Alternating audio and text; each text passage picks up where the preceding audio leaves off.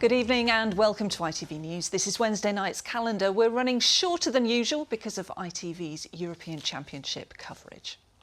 First tonight, a family from South Yorkshire have spoken of their shock and anger over an arson attack on the home of their 82-year-old mother and grandmother as she slept. Anne Davis was left fighting for her life when fire destroyed her house in Swinton near Mexborough in the early hours of Monday. Police are appealing for information to find those responsible. Lisa Adlam reports. So ferocious were the flames which swept through Anne Davis's home while she was sleeping. Her family say it's a miracle she got out alive. They're now starting the job of rebuilding, while 82-year-old Anne remains very poorly but making progress in hospital. Photographs of the aftermath of what police believe was an arson attack show the devastation. It was witnessed by her granddaughter Lindsay, who helped rescue Anne, and Anne's son Glyn, who lives with her.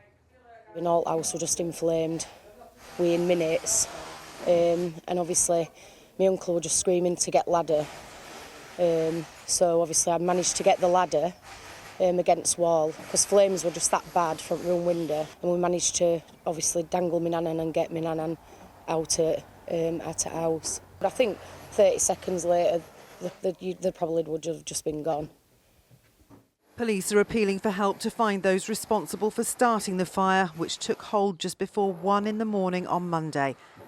Anne's family believe her home in Swinton was not the intended target and have condemned those who put the lives of those inside at risk. I'm angry, very. They've never done nothing. They've helped community all their lives, both of them. So yeah, we are angry, very. Now the community is rallying to return that help. Many are already on site to begin the restoration of Anne and Glyn's home, and thousands of pounds has been raised towards replacing all that's been lost. Just gutted. Everything, all the personal things, everything's just gone. But people have really come together and made to help. They're brilliant. Everybody, they've come labouring. Everybody's offered electricians, plumbers, everything for nothing. It's absolutely fantastic. It is just overwhelming them all. Anyone with information about the fire is being urged to contact South Yorkshire Police. Meanwhile, Anne Davis's family are determined to make her home ready for when she has made her recovery. Lisa Adlam, ITV News, Swinton near Mexborough. An investigation has been launched after a man and woman were found dead at a property in Newark. Officers were called to Blackbrook Road shortly after 10 on Tuesday morning. Both were pronounced dead at the scene. Police believe they're known to each other and say there's no risk to the wider public. 4 men arrested on suspicion of aggravated trespass at Rishi Sunak's North Yorkshire home have been released on bail. Officers were called to the Prime Minister's constituency home near Northallerton. He thanked police who detained a group at around 12:40 on Tuesday afternoon. There's a warning that hospitals across our region face major disruption as junior doctors prepare to go on strike for 5 days from tomorrow morning. It's expected the walkout will affect almost all routine care, but the NHS in Yorkshire says its priority will be to protect emergency treatment, cancer care, critical care, maternity and neonatal care. Junior doctors are calling for a 35% pay rise. The British Medical Association have rejected a government pay offer of around 10%. Now, with just over a week to go to the election, voters in North Yorkshire have been listing health and childcare among their top priorities for a new government to tackle. Now, others say they've become completely fed up with politics. Our reporter Katie Oscroft has been to meet people in the constituency of Harrogate and Knaresborough. The picturesque town of Knaresborough, a jewel in North Yorkshire's crown. But behind closed doors, a reminder that beautiful views don't pay the bills. This is a pay what you can cafe. There's also a shop to meet a growing need here. We'll probably serve 100 people here in the cafe today and probably put through 50 to 60 people in the shop as well, so a very big need really. Cost of living's terrible, isn't it?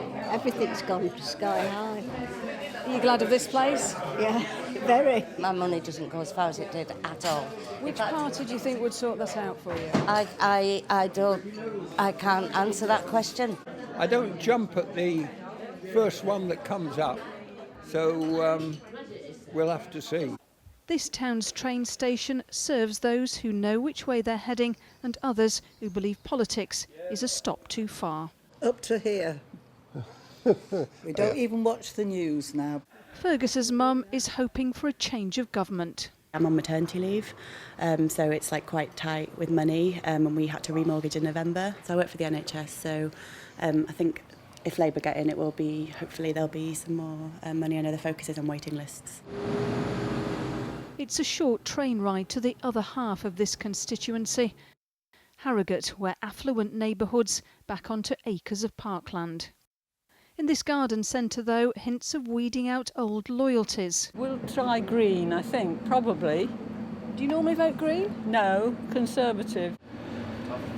Horticap employs students with learning difficulties, like Dave, supported by Ben. He comes here 2 days a week, Tuesday, Friday. Yeah. He'll do something different every time. Friday. You do, don't you? Yeah. I mean, we're different people, aren't we? We do loads of really good work. Yeah. Other students are serving customers with a lot on their plate. I do think NHS needs a lot of money. I've just had friends go through NHS with cancer and they haven't received the treatment they should have done. The flowers are in bloom here, but choosing a colour is difficult. There's so many chops and changes and so many different policies. I don't know if you agree. Yeah, well the trouble is I don't trust the manifestos anymore because they come up with the manifestos and then they don't stick to them. Around the corner at the Live for Today climbing centre, it's more energetic but no more convinced about who is en route to the top. Not been overly impressed with anyone, so just keep listening and I'll make my mind up near the time. Round here you're limited really. In Harrogate it's going to be Conservative and possibly Liberal Democrat. I don't think my vote will make much difference. Harry will vote for the first time on July the 4th. What are the issues that are important to somebody your age? For me, mainly it's climate change. I think as someone who's young, it's going to affect me the most. So for me, I'm looking for someone who is going to take charge of what they're doing with the climate. In this traditionally Tory and previously Liberal Democrat seat, it may feel as though Labour and other parties have a mountain to climb. But the chatter here suggests many people have not yet decided which party is heading in the right direction. Katie Oscroft, ITV News. And you can see a full list of candidates standing in the Harrogate and Knaresborough constituency right now on your screen. The polls open on Thursday, July the 4th at 7 a.m. and then they close in the evening at 10 o'clock. And remember that when you go to vote, you will need a form of identification with you when you cast your ballot.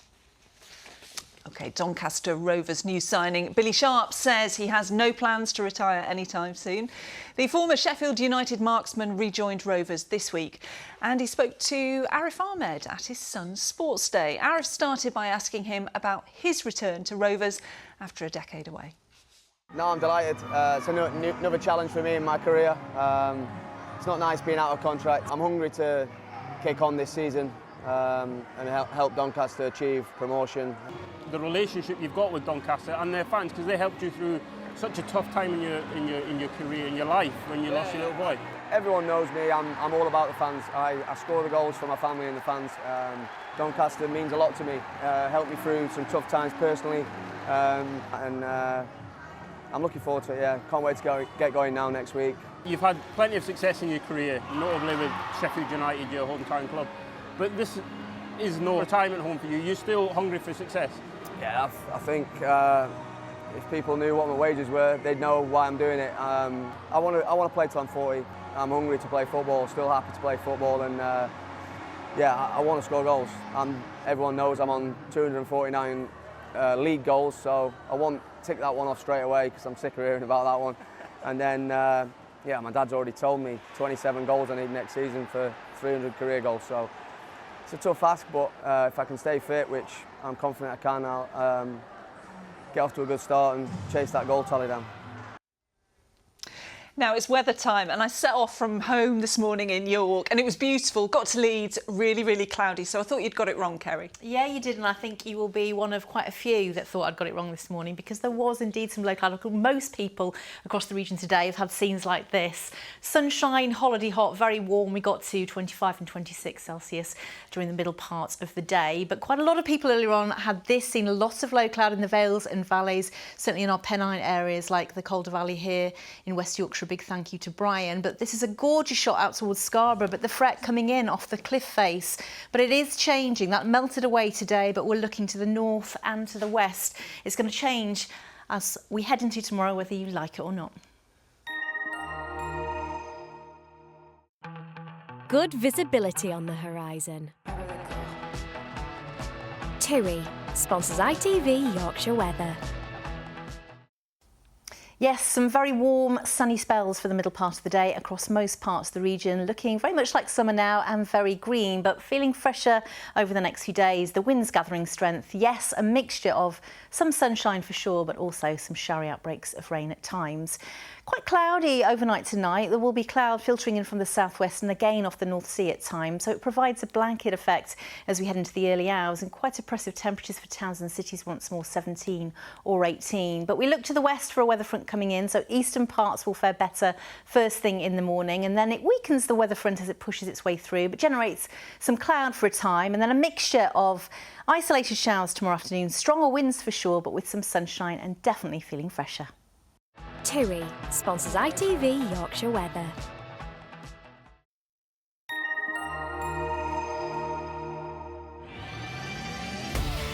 Hello, summer. Piri sponsors ITV Pollen Count. So despite it being cooler and a more of a mixed weather story over the next few days, those winds are going to help whip up the grass pollen, so it's still high to very high. There you go, at least more comfortable for sleeping and during the day, so the middle part of the day with those winds. So we won't have to put a leg out from under the duvet. No, definitely been doing that. Thanks for watching. Have a lovely night. Bye-bye. Bye.